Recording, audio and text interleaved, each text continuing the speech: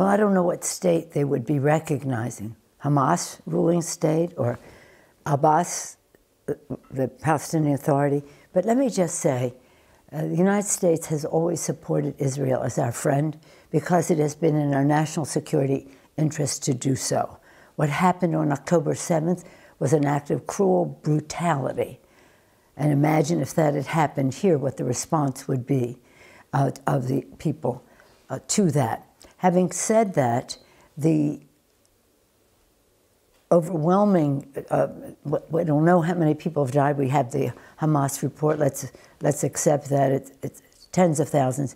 10 would be too many, but tens of thousands. 35,000 seems to be the number at the moment. I know that's what it said, and let's accept that it's too many, whatever it is. But the fact is that we would not have had the vote that we had on Israel unless there was the humanitarian assistance for the Palestinians. That was really essential to us. We recognize Israel's right to protect itself. We reject the policy and the practice of Netanyahu. Terrible. What could be worse than what he has done in response? First of all, the exposure. See, his intelligence person resigned. He should resign. He's ultimately responsible for it. Is he a block to peace, Benjamin Netanyahu? Well, he has been for years. I don't know whether he's afraid of peace, incapable of peace, or just doesn't want peace. But he has been an obstacle to the two-state solution. I emphasize the word solution. So he's been a problem. So assuming the numbers that you suggest are so, and the fear that there could be more, this legislation on Israel, Ukraine, Israel, and the Palestinians. And I think that's why we had the vote that we had. That is to say, if that Palestinian assistance wasn't there, that vote would not have been as big as it was. Yeah. And by the way, I want to say the biggest advocate for humanitarian assistance to the Palestinians has been Joe Biden. Now, the groups outside with their protests lay some blame at his doorstep when he's the only one advocating at that level. I mean, we, the Democrats in Congress, too, following with that lead, and humanity demands it. But the Republicans in Congress have been against, in the House, have been against any assistance for the Palestinians.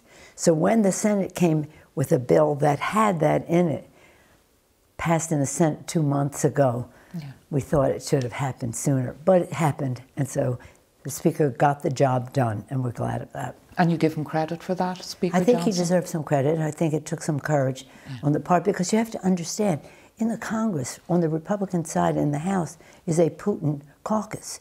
I mean, they may not officially call it that, but their own leadership, the chair of the Intelligence Committee and the chair of the Foreign Affairs Committee, two Republican leaders on the Republican side have said, the Republican leaders have said, Russian propaganda has infiltrated the Republican caucus in the House. And you know what the protesters and the hecklers are saying about Joe Biden, the label genocide Joe. Could that cost, could support for Israel cost Democrats the election this fall? Well, it's interesting to me that you use that term, because that's what we see at 3 o'clock in the morning outside of our house, flashing as long as this room, a sign that says that. And he has been, as I say, the force for humanitarian assistance to them. He now is calling for the ceasefire. Who's resisting the ceasefire at this point is Hamas. Remember, Hamas is a terrorist organization in our view.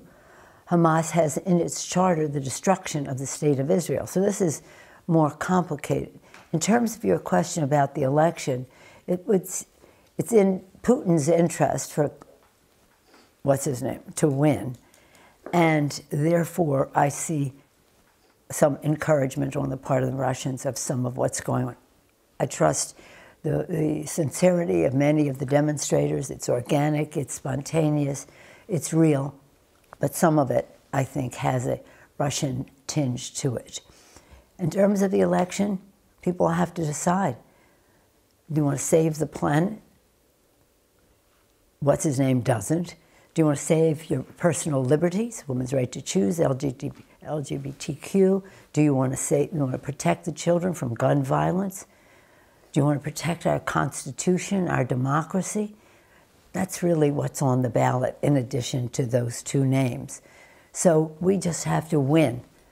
As I say, it's democracy is at stake. In my view, civilization as we know it today is at stake in that election, should the other side prevail. It's going to be an interesting time. We made a decision to win, and we'll make every decision in favor of winning, which means message-wise, mobilization on the ground, and money-wise in order to make that happen. And the final barrier, seeing a woman in the White House, because of course Hillary wasn't elected. Do you think you'll see that in your lifetime? I do. I think the American people are way ahead. Of course, I never thought there would be a woman speaker before there would be a woman president, because of what the Congress is. It's not a glass ceiling, it's a marble ceiling. There was a pecking order that said, "Why can't you can't run because these men have been waiting all these years in line, one after another." I said, "We're breaking into the line. The women are breaking into the line. You've had 200 and some years of I'm next, you're next, you're next. That's not the way it's going to be. I don't want anybody to vote for me because I'm a woman. I don't want anybody to vote against me because I'm a woman, but because of what I have to do policy-wise, politically, and for the people."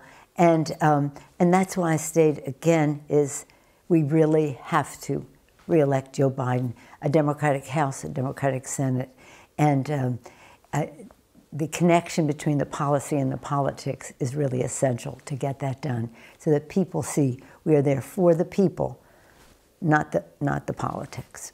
It's been a pleasure. Nancy Pelosi, Speaker Emerita, thank you so much. Thank you so much. My pleasure to be with you. It's wonderful to be in Ireland. I love being here. Thank you.